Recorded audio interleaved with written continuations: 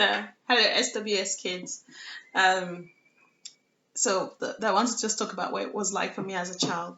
Now, I want to talk about the importance of how you present yourself. So I talked about in the last video just about the importance of doing your best. So down to I was talking about the raw egg story, but also drinking warm drinks because I want my voice to be better. Um, Talking about rehearsal, so meeting my friends from my school were my dance partners, but we knew that we had to rehearse before we went for a performance. Also, I remember we had I don't know if any of you have ever worn ashoke, but there are some ashoke that you can wear, and the fabric prick you like it's like a when I don't know if you guys used to say this thing chuku chuku. We used to call it chuku chuku. It feels like the fabric is just scratching your body.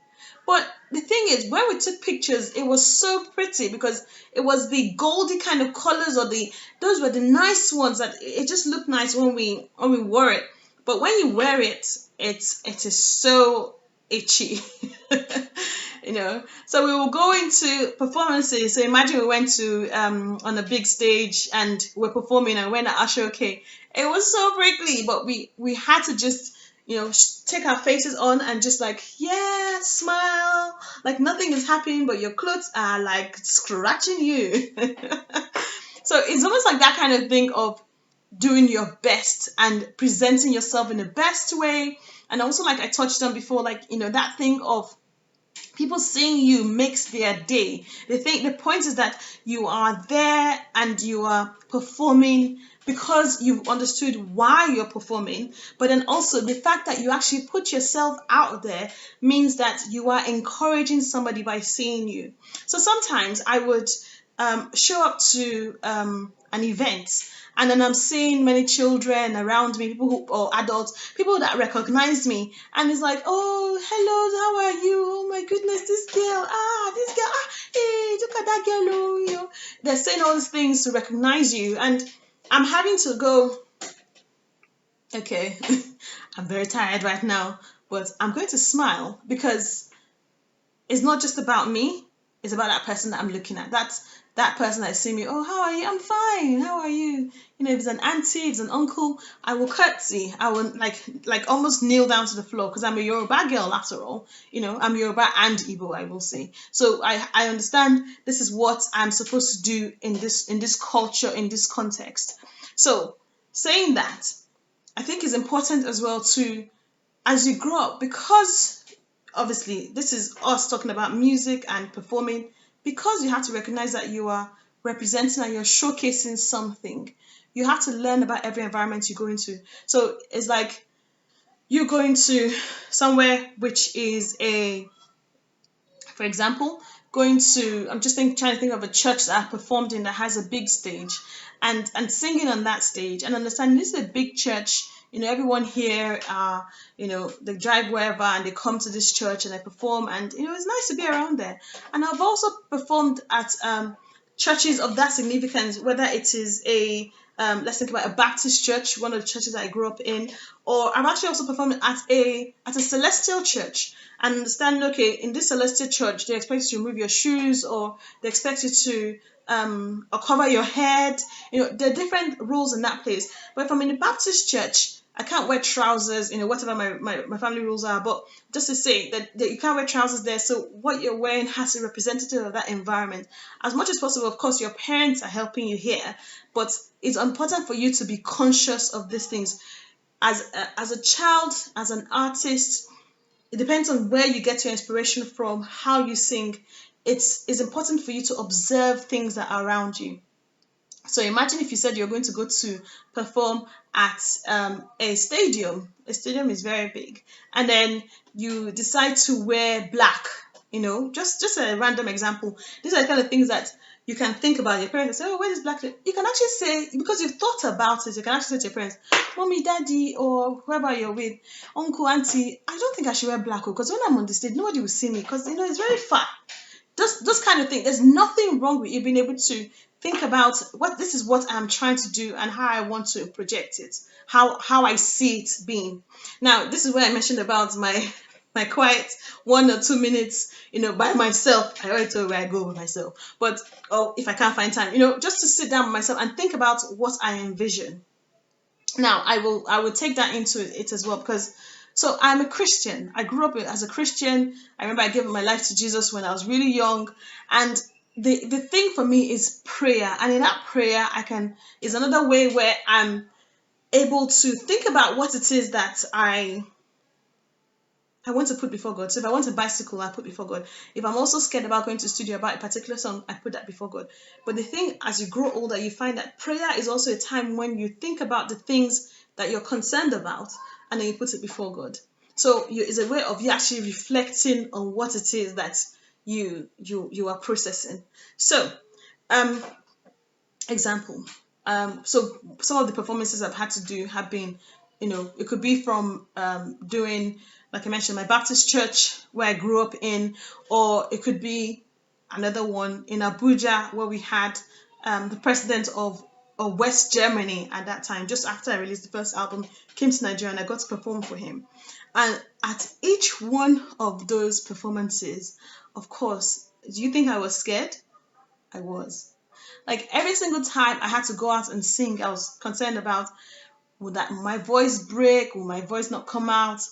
So I make sure that I'm drinking the warm water. I'm making sure that my outfit is my dress is on, that my wrapper is tight, it doesn't fall off. I'm more concerned about all these different things, making sure that I know the words, and if I pronounce the wrong word, it's not the end of the world. But it's those kind of things that I actually pray and put before God. So I'm going to say to you all, actually, it's really useful to think about what it is you want to do, and vision where you are, what you're trying to do with it, the performance, every single performance, whether it's studio, whether it's actually even learning a song. And if you pray, that's a great time to be able to put everything before God. And then that helps you think about how it will happen, because you prayed about it and it's like, okay, you know what, that actually is almost like I've already put this before God, it's going to go well. All I can now do is do my best. So you make sure that your voice is smooth, make sure your wrapper is tight, make sure that your hair is tight, make sure that your hands are not sweaty, all those different things that you can do. Make sure you learn all the words, all those kind of, you practice all the dance steps, all the different things. I'm sure you have different ideas of what you do before you do a performance. The other thing as well that I realize is each performance that I've done has been very different.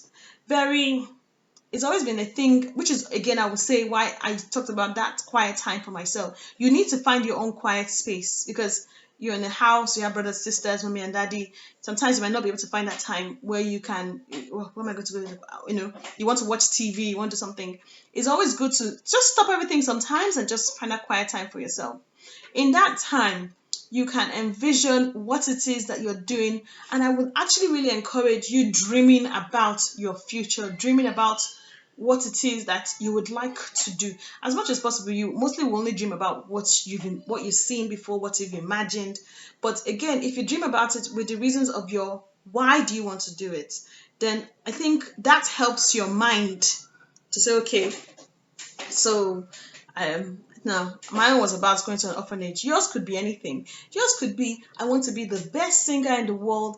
I want everybody to know my name. I want to sing songs that are all about, like, just happiness. It could be anything. It could be, I want to be the best drummer. I want to be the best songwriter. I don't want to know me. I just want to write songs. It could be anything. See, any idea that you have, any idea you have, I believe is valid, because each one of us, again from prayer, you see this, each one of us is different, and we were all made uniquely different. So I'm different. I have 3 sisters. I'm very different to each one of my sisters. I'm very different to each one of my sisters. And I like if one of them said they wanted to be like me, I wouldn't even like it, because I like them being them.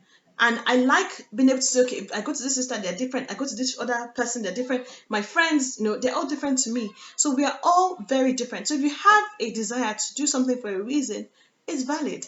So if you're able to think about it in those quiet times as to why you want to do this, it's great that your parents are, I'm sure if you're here, your parents definitely support you to want to do this. It's not going to be about you. That quiet time by yourself is where you really think about, okay, what do I see as something that I would want to do? Why do I want to do this? I would say that why is very important. And then I will say that every performance that you have, as different as I was saying before, every performance you have is always quite different. The thing is that because when you get used to stopping and reflecting and taking it in and having that quiet time to just think about things and praying about different things, it helps you step away. It's like you go back after the event happens, you go back and you play it back and see the things that you did not see before and learn from them. And so it can help you in the next place. So just to give you an idea, I've performed at, I mentioned, I've performed at select churches, maybe one or two actually. I performed at Baptist churches. I performed at stadiums, National Stadium in Lagos. I performed in Abuja at Nikonuga. I think it was when, now it's called AU, African Union, but it was called Organization of African Union. And that time they're trying to bring African countries together to work together. And I remember that was the year that I believe Mandela actually visited. So I performed basically, as far as I was concerned, I performed in front of Mandela and a whole bunch of other presidents from across Africa.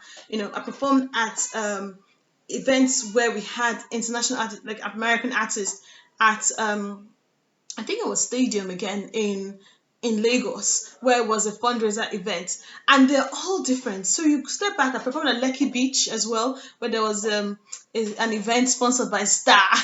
You're wondering what? I think I was 8 or 9. I was, what's it? That is a 9. Let's say I was 9. What was a 9-year-old? Even if I was 15, sir, but I wasn't. Maybe let's say 12 max. What was a young child performing at a Star event? So those are the kind of things that I would take away and just reflect on what's happened, who I saw, who said what, when we went through this place, what this place looked like, and just reflect on it by yourself so that you form your own thoughts on what it is that you have just experienced.